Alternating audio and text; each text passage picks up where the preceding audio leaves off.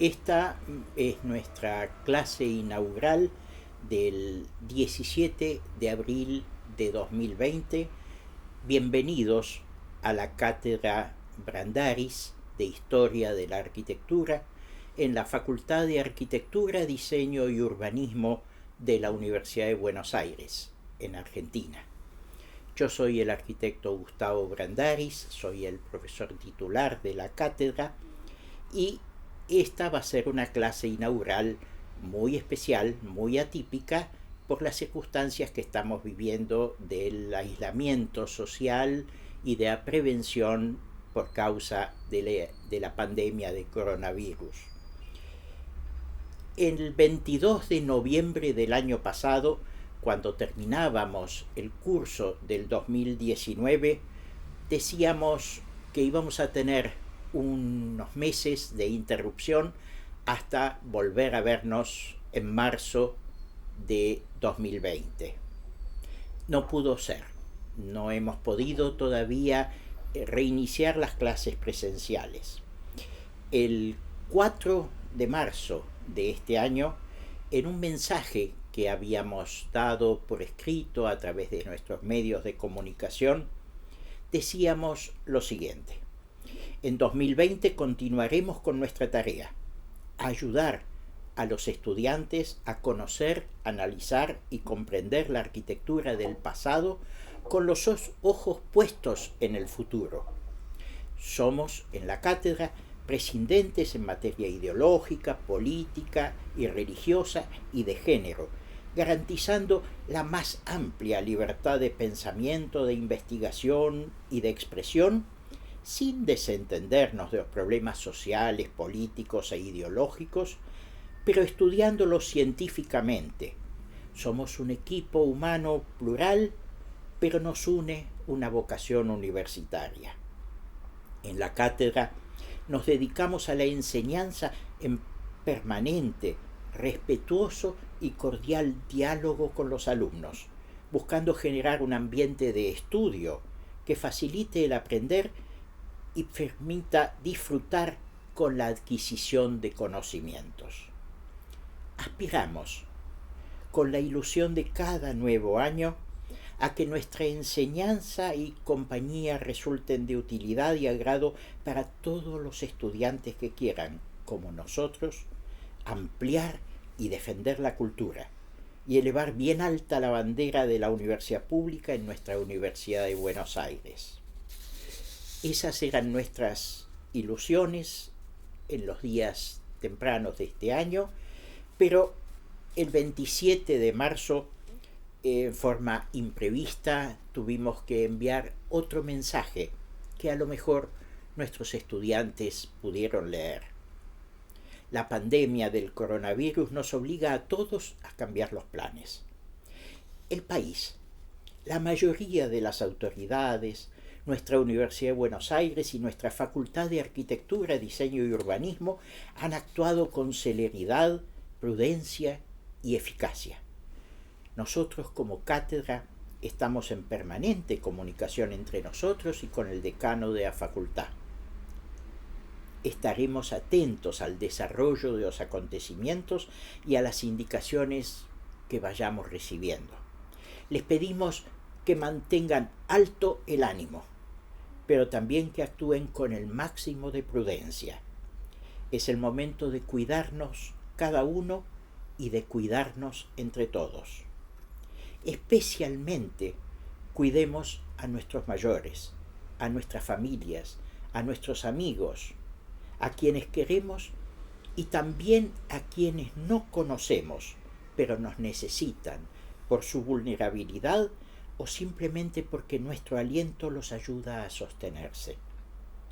Cuando sea posible y como sea posible, reanudaremos nuestras actividades universitarias. Ya vendrán tiempos mejores y volveremos a la normalidad, ojalá mejorados en materia de solidaridad. Cuando reiniciemos nuestras actividades, los docentes redoblaremos nuestro esfuerzo y nuestra dedicación para recuperar el tiempo demorado y ayudar a que el aprendizaje no disminuya. Hasta tanto, quedamos como siempre en permanente comunicación. Y vamos a empezar las clases el 13 de abril y tampoco pudo ser. El 6 de abril, el gobierno de nuestra facultad envió otro mensaje. Hace unos días atrás, el presidente Alberto Fernández, enfrentando y tomando medidas para detener y contrarrestar la pandemia, señaló: la economía se recompone, la pérdida de la vida no.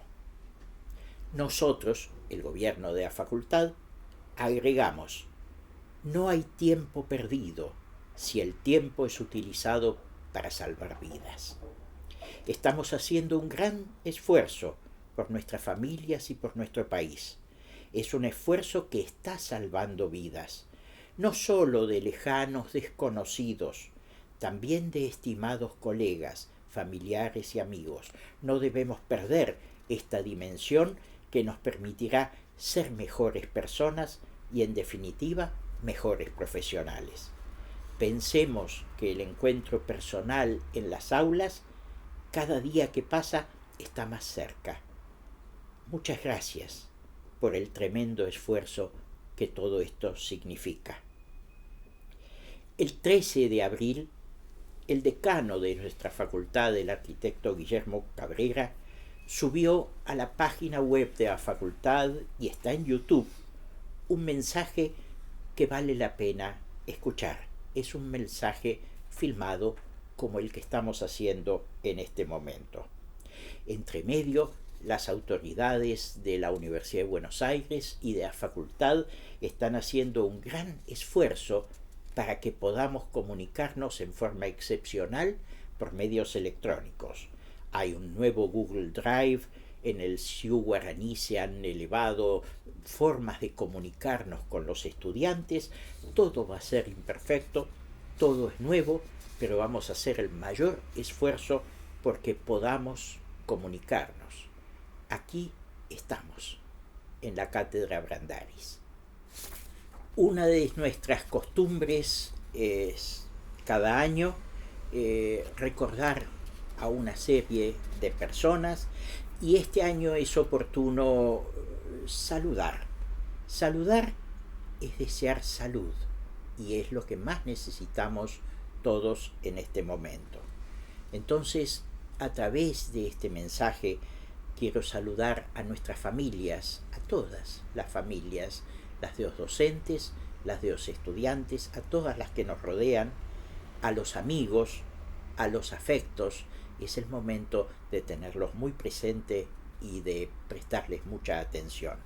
También todos los años nosotros señalamos y recordamos a nuestros maestros en la cátedra, que hoy en día están ya retirados de la docencia, pero a sus 90 u 80 años seguimos en contacto telefónico y bastante habitual con quienes fueron nuestros maestros: el arquitecto Jorge Gazaneo, la arquitecta Mabel Escarone, el arquitecto Alberto Bellucci, y seguimos cuidándolos a ellos también.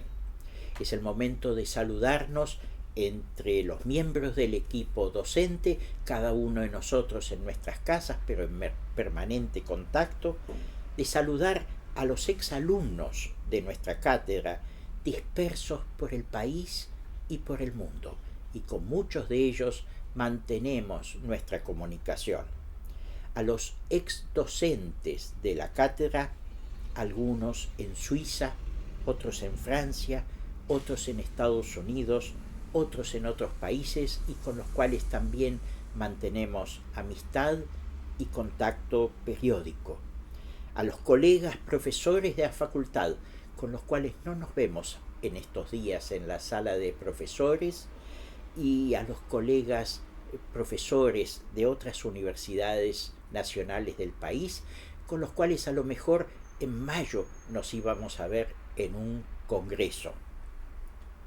Es el momento de saludar a nuestra querida Universidad de Buenos Aires, que el año que viene, en 2021, el 12 de agosto, va a cumplir sus primeros 200 años. Saludar a nuestra querida Facultad de Arquitectura, Diseño y Urbanismo, cuya tradición pedagógica tiene continuidad en la República Argentina desde el año 1865. A nuestro querido también Instituto de Arte Americano, que felizmente en su sitio web tiene mucho material muy bueno, digitalizado, online, y se puede consultar. A los museos y bibliotecas del mundo, cuyos sitios web también con mucho material digitalizado nos permiten, pese a todas las circunstancias, seguir aprendiendo todos los días. Y también en este momento es especialmente oportuno formular un agradecimiento a las empresas inteligentes que nos están permitiendo comunicarnos y desarrollar esta modalidad excepcional de docencia. Empresas como, por ejemplo, las voy a nombrar: Microsoft o Apple o Google a través de su YouTube, o Amazon a través de la distribución de libros, o Book Depository, por su tecnología, pero también por su servicio. De modo que entre estos agradecimientos no debiéramos olvidar tampoco a nuestras librerías independientes, que en este momento no podemos acceder a ellas, pero toda la vida nos han sostenido, brindándonos muy buenos libros con los cuales en gran medida hemos podido ir formando nuestro pensamiento, nuestra actualización intelectual, y podemos recomendar buenos libros a los estudiantes. Entremos en nuestra asignatura. El plan de estudios de la carrera de arquitectura de la Facultad de Arquitectura, Diseño y Urbanismo asigna a esta materia el nombre de historia. Claro, no es la historia que se estudia en la Facultad de Filosofía y Letras, es la historia de la arquitectura, pero sí estudiamos a través de la arquitectura el tiempo, que es la sustancia de la historia, la relación entre el pasado, el presente y el futuro, para prepararnos para el futuro. Esta cuestión de la historia es importante y podemos recordar un hecho puntual pero interesante. Hacia 1656, el filósofo holandés Baruch Spinoza trató de descubrir qué cosas humanas eran eternas y no las encontró. Encontró que el ser humano no es inmutable, que todo el tiempo está innovando, que todo el tiempo está variando, que el ser humano tiene historia y construye la historia. Y hablando un poco de cosas de nuestro país, recordábamos en estos días a Eduardo Wilde, médico, político, un gran propulsor de la educación en el pasado de nuestro país. Después de sus trabajos políticos y médicos, tuvo la oportunidad de viajar. En 1890 estaba en la ciudad de Nueva York y ahí entró en un comercio de la empresa Edison.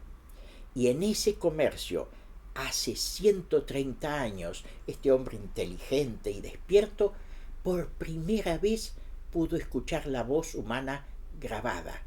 Y entonces empezó a imaginar y dijo que si tuviera un hijo, lo primero que haría es grabar su voz para poder escucharla todo el tiempo.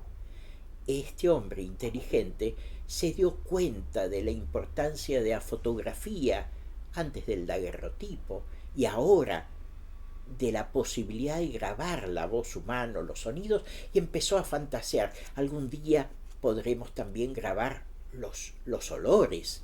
Y en esto estamos con chips inteligentes que están desarrollando las empresas para poder registrar todo lo que el aparato sensorial del ser humano puede apreciar, observar, percibir.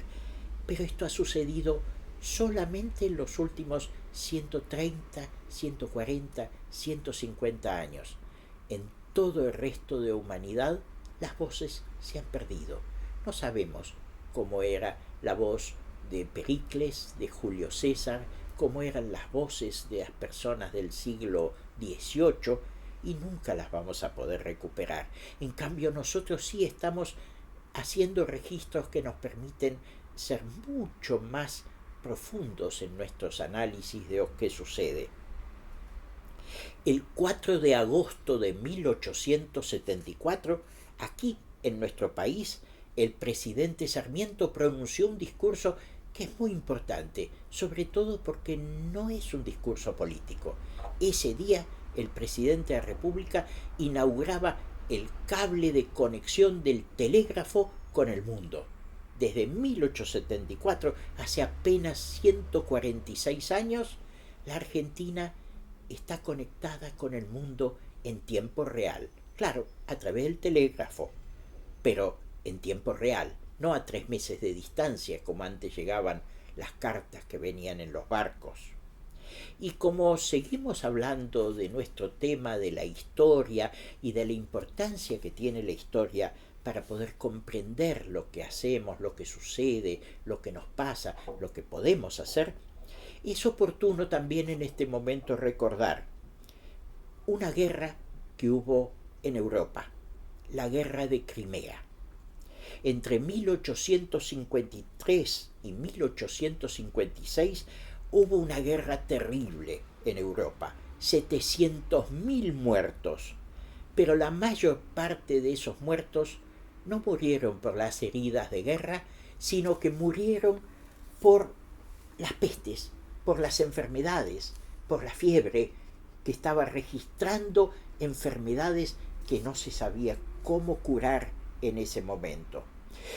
En plena guerra, desde Inglaterra, decidieron enviar a proteger a las tropas británicas a una enfermera, a Florence Nightingale.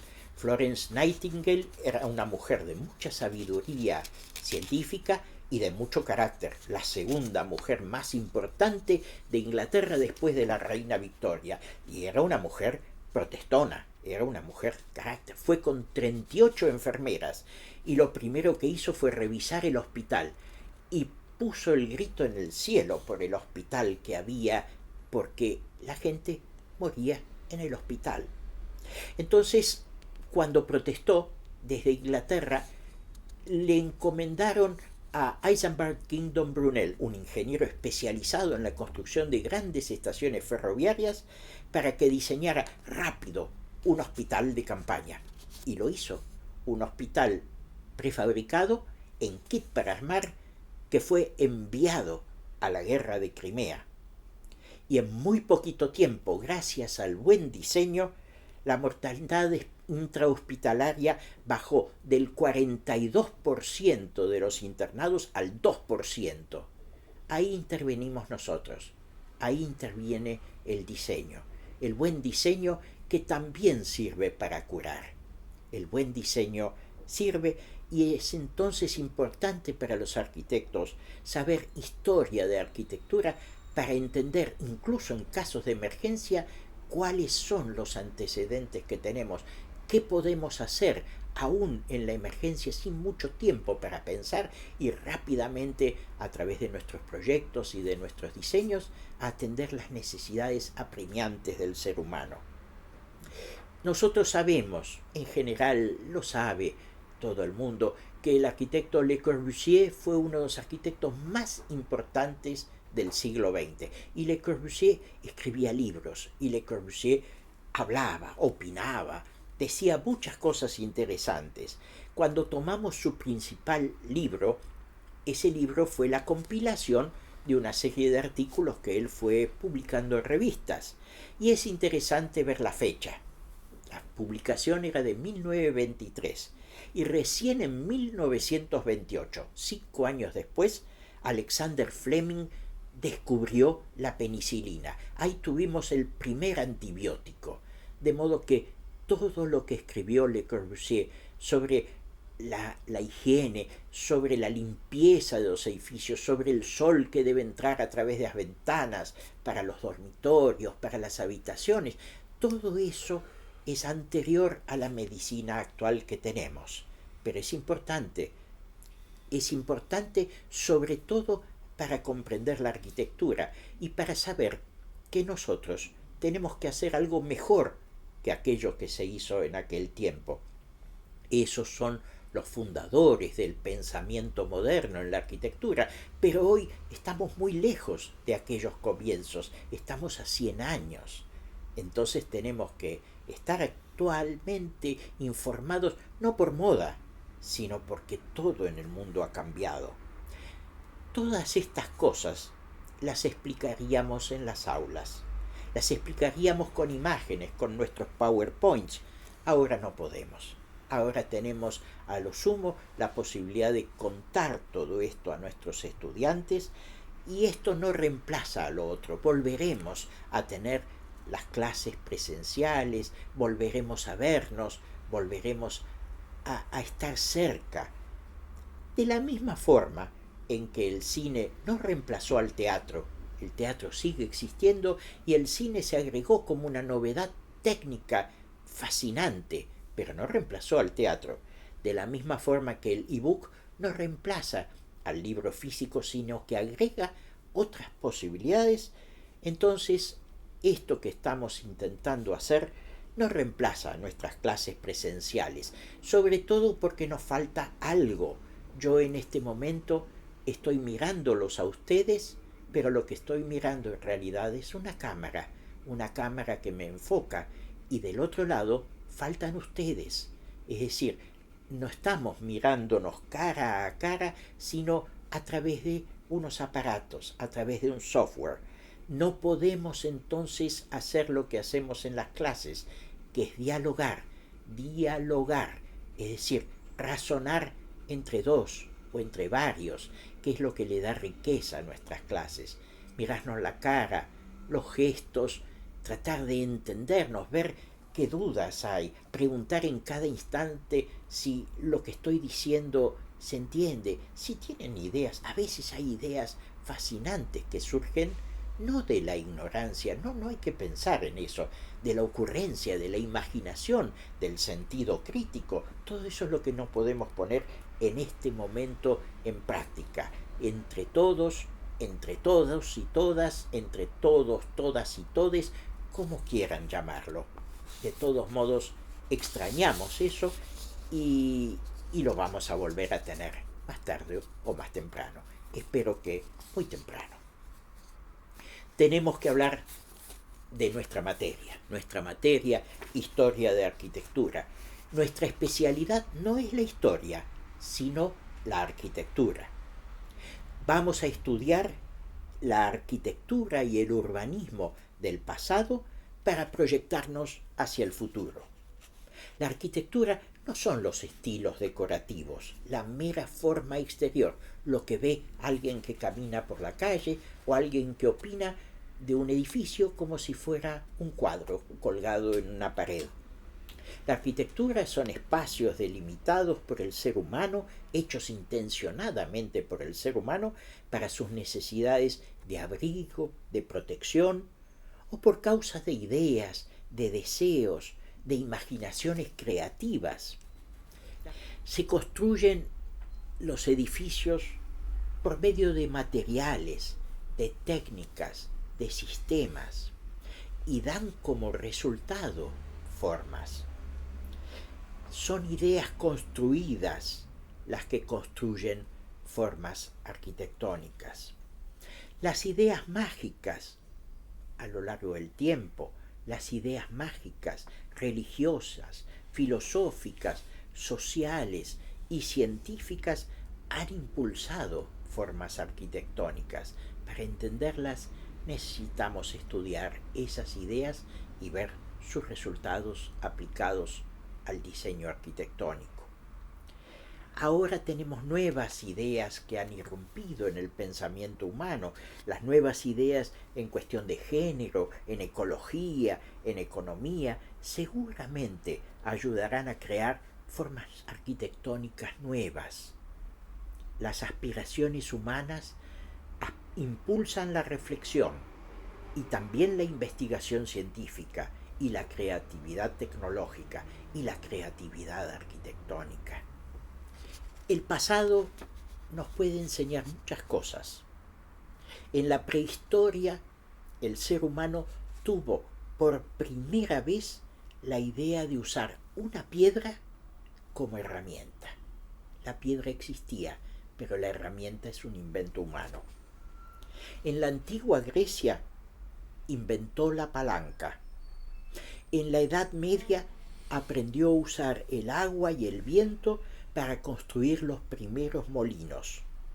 Y todo eso lo vemos en el curso de Historia 1, cuya profesora adjunta es la arquitecta Florencia Rolla. Entre el Renacimiento y el Barroco pasamos de la geometría euclidiana a la física de Newton. En el siglo XVIII, la humanidad empezó a utilizar la máquina de vapor. En el siglo XIX, la electricidad. Y así completamos nuestro curso de Historia 2. En 1905, Albert Einstein explicó la relatividad espacio-temporal. En 1989, Tim Berners-Lee creó el primer sitio web. En 1997, yo tuve mi primera dirección de mail y sigo usándola. Ahora, en Historia 3, analizamos el nacimiento de una nueva civilización con ecosistemas productivos. Y de eso nos habla en Historia 3 nuestro adjunto, el arquitecto Martín Lichnowsky. Todos los años nosotros evocamos algunos aniversarios y todos los años al comienzo en nuestra clase inaugural hablamos de actualidad. Recordemos algunos aniversarios. El 6 de abril de 1520, falleció Rafael Sanzio. Rafael, el pintor renacentista Rafael.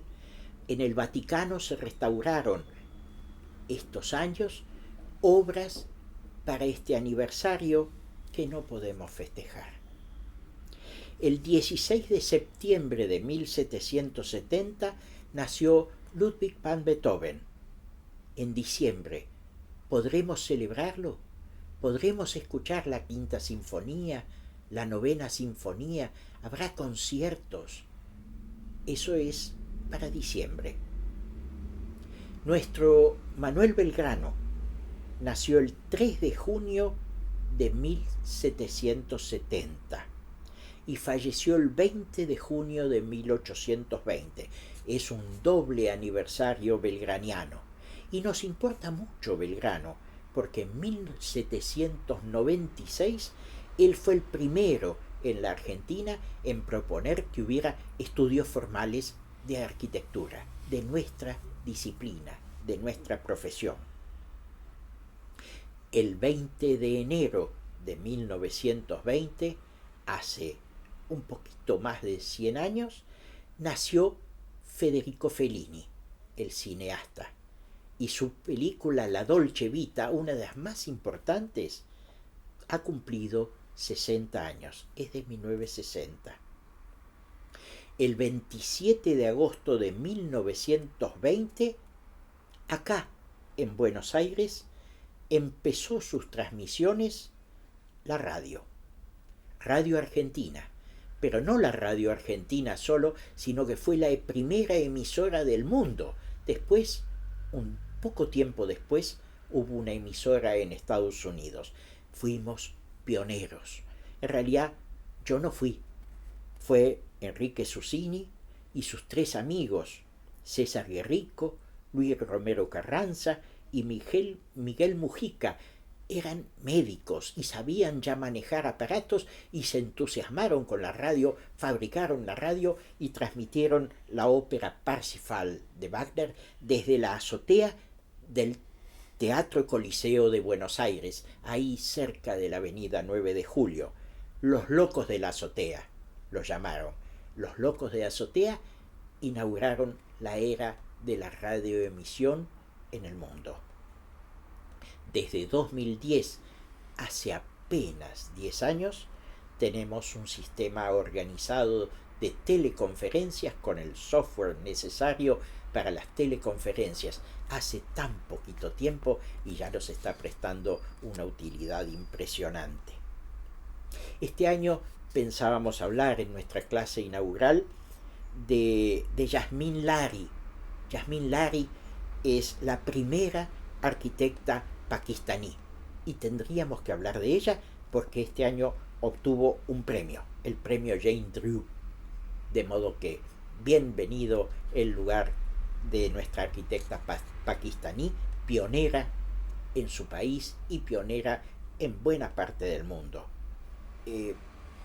También teníamos pensado en este 2020 hablar en nuestra clase inaugural de Greta Thunberg, activista medioambiental muy joven que ha hecho presente a mucha gente el problema del cambio climático y las cuestiones peligrosas que estamos teniendo en nuestra tierra, pero también podíamos hablar de una novedad de estos días que nos llena de esperanza, el desarrollo científico de una enzima mutante que pareciera ser capaz de devorar los plásticos. Ojalá sea así, ojalá encontremos soluciones científico-tecnológicas para los problemas ambientales, del calentamiento global, de la contaminación. Pongamos nuestra esperanza y toda nuestra energía en tratar de lograr esas soluciones que necesitamos.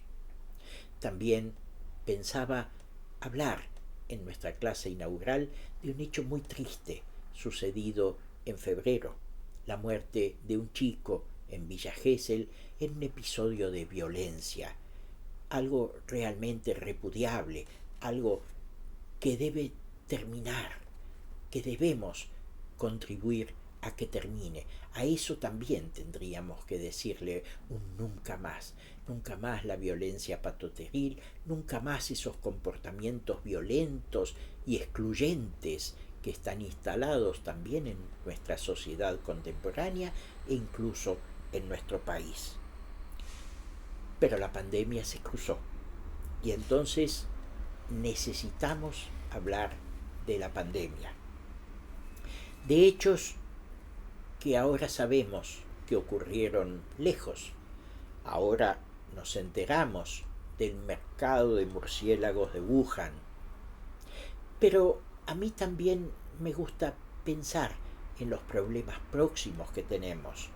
Y pienso en la Villa 31 de Retiro, en los problemas terribles de índole sanitario, higiénico, ambiental que hay acá cerca y que tenemos que hacer un esfuerzo enorme para terminar con esas situaciones degradantes para la vida social y para la vida individual de cada una de las personas, y también evitar los riesgos que ese tipo de enclaves abandonados a su suerte viven entre nosotros.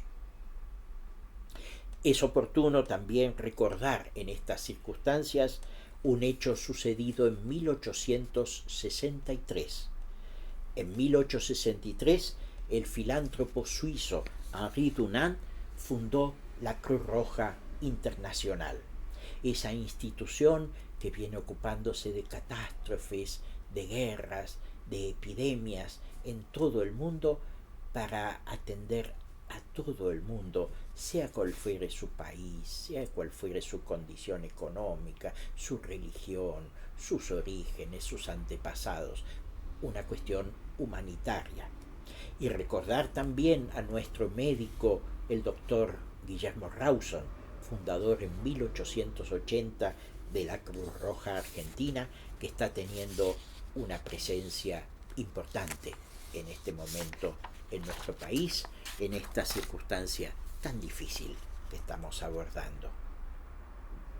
Se ha repetido en estos días la mención a un libro que escribió un autor importante del siglo XX. Me refiero al libro publicado en 1947 por Albert Camus. Albert Camus había nacido en Argelia, pero era un escritor francés de habla francesa. Y era un hombre profundamente ético y era un hombre muy preocupado por las cuestiones humanas. Ese libro, La Peste, fue su segunda novela y es una novela muy interesante para leer. No es una novela divertida, pero es una novela profundamente humana. Al final del libro hay unas palabras, unos párrafos que quiero citar porque me parece que son trascendentes. El autor simula que el que está contando esta historia es un médico, el relator de la novela. Y escribe Albert Camus lo siguiente: están festejando el fin de la peste, el fin de la epidemia, y dice Camus, en medio de los gritos que redoblaban su fuerza y su duración, que repercutían hasta el pie de la terraza, a medida que los ramilletes multicolores se elevaban en el cielo, el doctor Rieu decidió redactar la narración que aquí termina, por no ser de aquellos que se callan, para testimoniar en favor de los apestados, para dejar por lo menos un recuerdo de la injusticia y de la violencia que les había sido hecha, y para decir simplemente algo que se aprende en medio de las plagas, que hay en los hombres más cosas dignas de admiración que de desprecio. Pero sabía que, sin embargo, esta crónica no puede ser el relato de la victoria definitiva. No puede ser más que el testimonio de lo que fue necesario hacer y que sin duda deberían seguir haciendo contra el terror y su arma infatigable, a pesar de sus desgarramientos personales, todos los hombres que, no pudiendo ser santos, se niegan a admitir las plagas y se esfuerzan, no obstante, en ser médicos. Oyendo los gritos de alegría que subían de la ciudad, Rieu tenía presente que esta alegría está siempre amenazada, pues él sabía que esta muchedumbre dichosa ignoraba lo que se puede leer en los libros, que el bacilo de la peste no muere ni desaparece jamás, que puede permanecer durante decenios dormido en los muebles, en la ropa, que espera pacientemente en las alcobas, en las bodegas, en las maletas, los pañuelos y los papeles, y que puede llegar un día en que la peste, para desgracia y enseñanza de los hombres, despierte a sus ratas y las mande a morir en una ciudad dichosa. Claro, Albert Camus estaba haciendo una metáfora, se refería al totalitarismo nazi y lo comparaba con una epidemia, pero la metáfora era buena, era importante, y su llamado de atención nos debe hacer pensar: vamos a superar la pandemia del coronavirus, pero nunca debemos olvidar que tenemos que tomar todas las medidas de previsión y diseñar nuestros proyectos de tal forma de que sean higiénicos, que tengan las condiciones adecuadas para la vida, para que la humanidad pueda prosperar sin angustias. Quiero también en este momento leer aquí algo que escribió una persona que yo no conozco, pero que es famosa y que tiene una fama bien ganada. Me refiero a Paula Pareto. Paula Pareto es joven, es judoka, medalla de oro en los Juegos Olímpicos de 2016, nuestra primera campeona con medalla de oro olímpico. Paula Pareto es médica, graduada en la Universidad de Buenos Aires en 2014. Está muy cerca de la edad de nuestros estudiantes. El 25 de marzo de 2020, casi ayer, Paula Pareto tuiteó lo siguiente: somos dueños de nuestro destino. La tarea que se nos ha impuesto no es superior a nuestras fuerzas. Sus acometidas no están por encima de lo que soy capaz de soportar. Mientras tengamos fe en nuestra causa y una indeclinable voluntad de vencer, la victoria estará a nuestro alcance. Winston Churchill. Y ella escribe: me pareció muy adecuada para el momento que estamos viviendo, por eso se los comparto. Y también me lo recuerdo hoy por dos cosas. Por un lado, es oficial que los Juegos Olímpicos se postergan.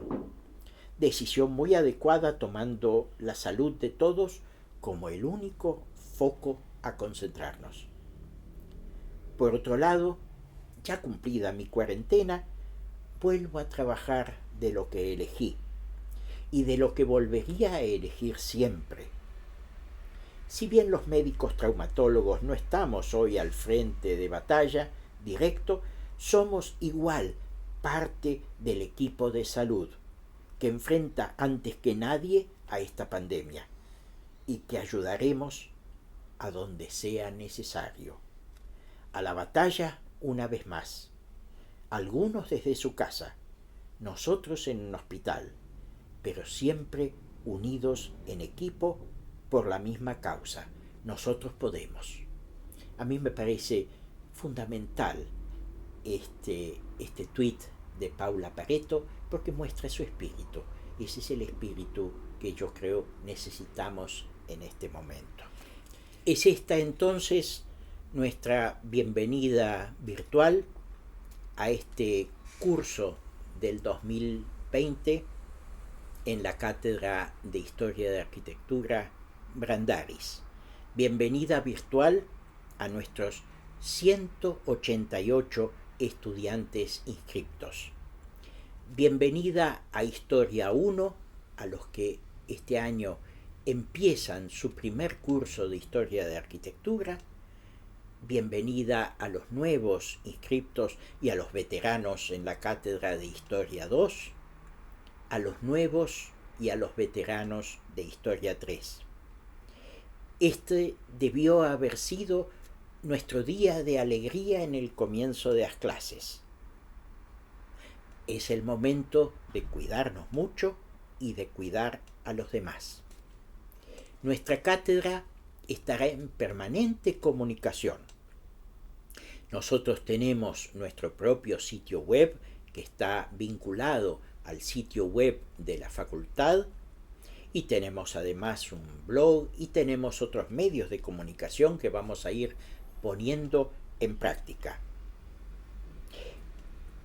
Nosotros formamos parte de una cátedra cuyo origen está en el año 1901, cuando por primera vez fueron profesores de la Universidad de Buenos Aires los maestros de nuestros maestros.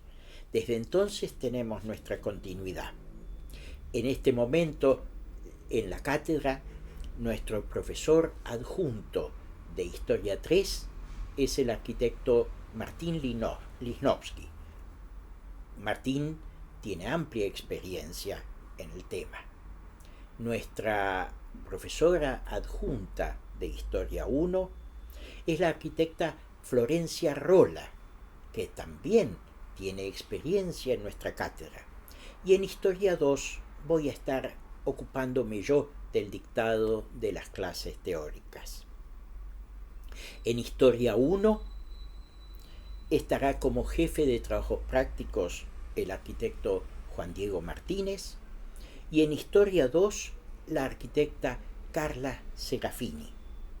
En Historia 1, con mucha experiencia también, la arquitecta Florencia Zungri estará a cargo de un curso, nuestra joven arquitecta Sofía Vilar a cargo también de estudiantes.